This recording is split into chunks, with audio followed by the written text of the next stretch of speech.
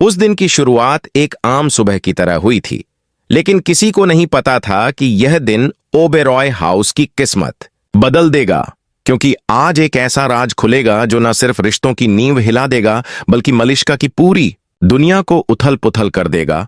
वो मालिश्का जो हमेशा अपने प्यार को पाने के लिए हदें पार करती रही, जिसने लक्ष्मी को ऋषि से दूर करने के लिए एक के बाद एक चाल चली, जिसने बालविंडर जैसे घटिया इंसान से रिश्ता बनाकर भी सिर्फ इसीलिए चुप्पी साध ली ताकि ऋषि उसकी सच्चाई कभी न जान पाए।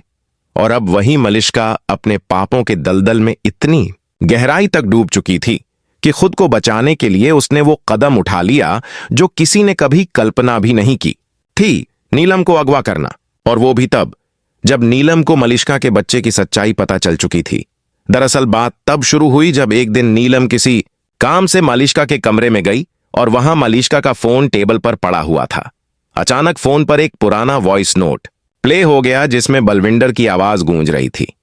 मालिश्का, तू जितना भी भाग ले, सच को नहीं छुपा सकती। तू मेरे बच्चे की मां है और अगर तूने मुझसे शादी नहीं की तो मैं ये सच पूरी दुनिया के सामने ले आऊंगा। ये सुनते ही नीलम के होश उड़ गए।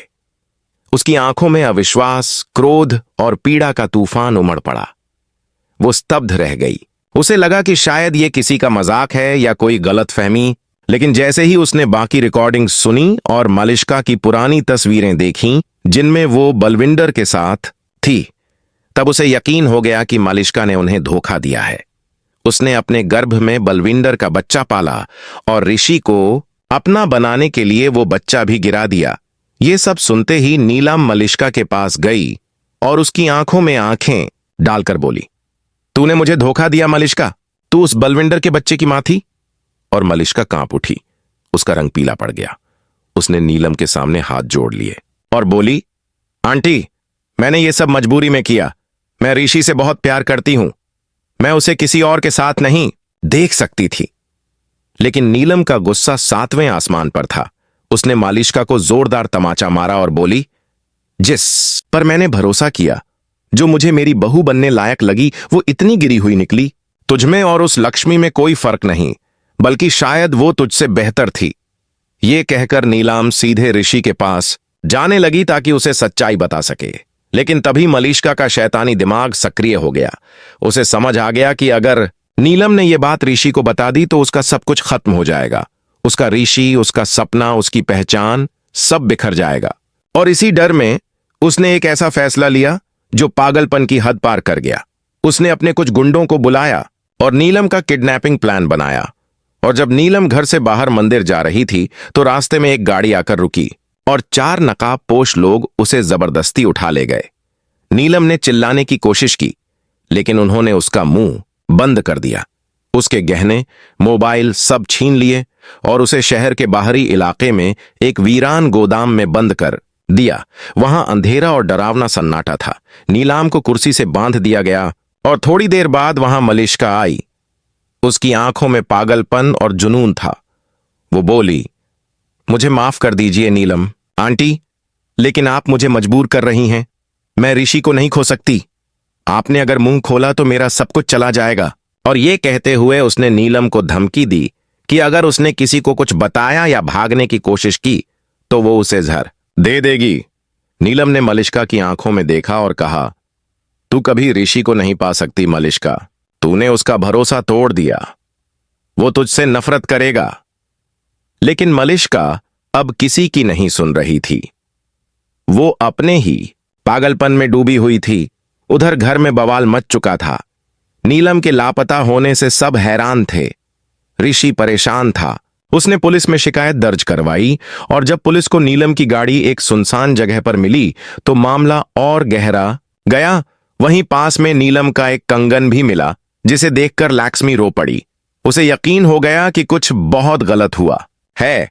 लक्ष्मी ने बिना किसी को बताए खुद उस जगह जाकर जांच करने का फैसला किया। और जब वो वहां पहुंची तो एक पुराने कमरे से उसे किसी की कराहने की आवाज आई। वो दरवाजा तोड़कर अंदर गई और देखा कि नीलम कुर्सी से बंधी हुई है। उसकी हालत खराब थी। उसके होंठ सूखे हुए थे, आंखें सूजी हुई।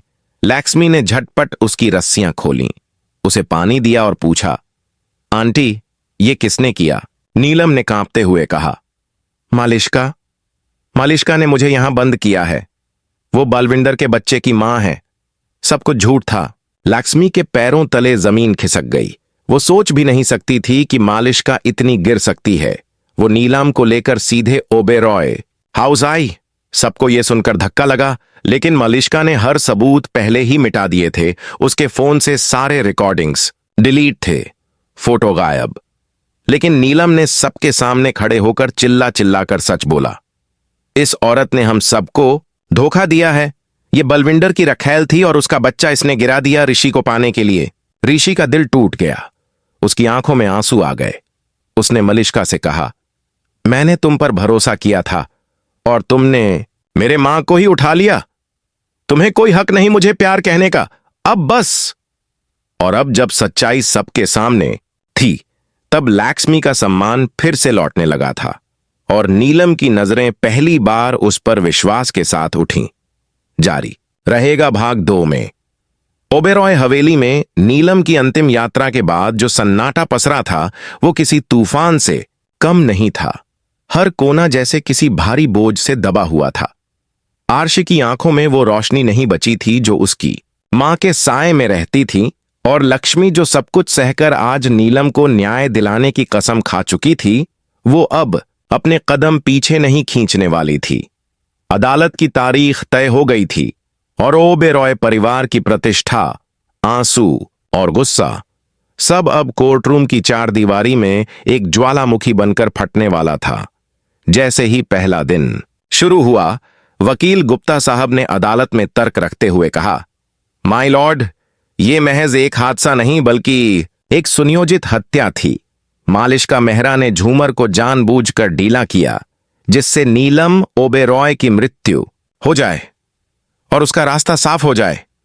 दूसरी ओर मालिश्का की तरफ से वकील ने कहा, यह एक भावनात्मक दुर्घटना थी, एक हादसा जिसे साजिश कहा जा रहा है। मेरी मुवक्किल निर्दोष है। लेकिन जैसे जैसे लक्ष्मी ने एक एक सबूत पेश किए, सीसीटीवी फुटेज, औजारों पर मिले उंगलियों के निशान और छत से लिए गए सुरक्षात्मक फोटोग्राफ्स, जज साहब का चेहरा भी गंभीर होता गया।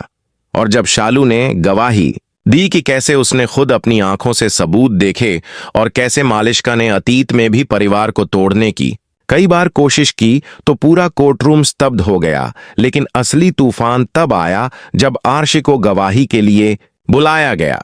हर कोई सांसें थाम कर बैठा था, क्योंकि किसी को नहीं पता था कि आर्शी क्या बोलेगा। क्या वो लक्ष्मी के पक्ष में जाएगा या अपनी बीते प्रेम की लाश के नीचे दबा रहेगा?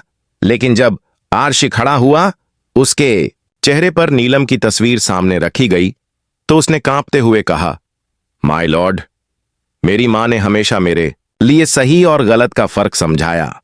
उन्होंने मालिश्का पर भरोसा किया, लेकिन उस भरोसे को मालिश्का ने कुचल दिया। मैं इस कोर्ट से यही चाहता हूं कि मेरी मां को वो इंसाफ मिले जिसकी वो हकदार थीं। और ये कहते ही पूरा कोर्टरूम तालियों से गूंज उठा। जज ने सुनवाई को अगले दिन के लिए स्थगित कर दिया। लेकिन मीडिया में यह खबर आग की तरह फैल गई। मालिश्का पर हत्या का आरोप साबित, आर्श और लक्ष्मी की गवाही ने किया पर्दाफाश। ओबेरॉय हाउस में अब धीरे धीरे वो जख्म भरने की कोशिश कर रहे थे, लेकिन हर तस्वीर, हर कोना नीलम की याद दिला रहा था। दूसरी सुबह जब कोर्ट में अंतिम सुनवाई हुई, जज ने स्पष्ट शब्दों में कहा, इस अदालत के सामने पेश हुए सबूत, गवाह और परिस्थितियां यह साबित करते हैं कि यह एक सोची समझी हत्या थी। अतः इस न्यायालय द्वारा मालिश्का मेहरा को आईपीसी की धारा 302 के अंतर्गत आजीवन कारावास की सजा दी जाती है। और जब सजा सुनाई गई तो मालिश्का चीखते हुए बोली, ऋषि, तुमने मुझे बर्बाद कर दिया। लेकिन आर्शी ने उसकी आंखों में देखते हुए जवाब दिया, नहीं मालिश्का, तुमने खुद को बर्बाद किया, मेरी मां को मुझसे छीनकर। पुलिस उसे ले गई और उस क्षण जैसे पूरे ओबेरॉय परिवार ने एक सुकून की सांस ली। लेकिन यह सुकून एक मां की गैर मौजूदगी में अधूरा था।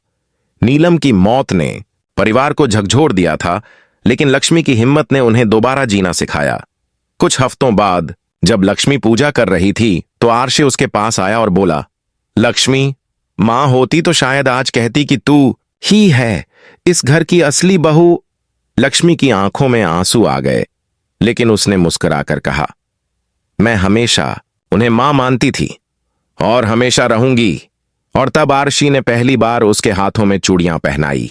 बिना किसी रस्म के, बिना किसी शोर के, एक नई शुरुआत की चुपचाप नींव रखी गई। ओबेरॉय हाउस में अब फिर से शहनाइयों की तैयारी शुरू होने लगी थी। इस बार नीलम की आत्मा की शांति के लिए और लक्ष्मी आरशी के बंधन को सच्चे प्यार की बुनियाद देने के लिए समाप्त।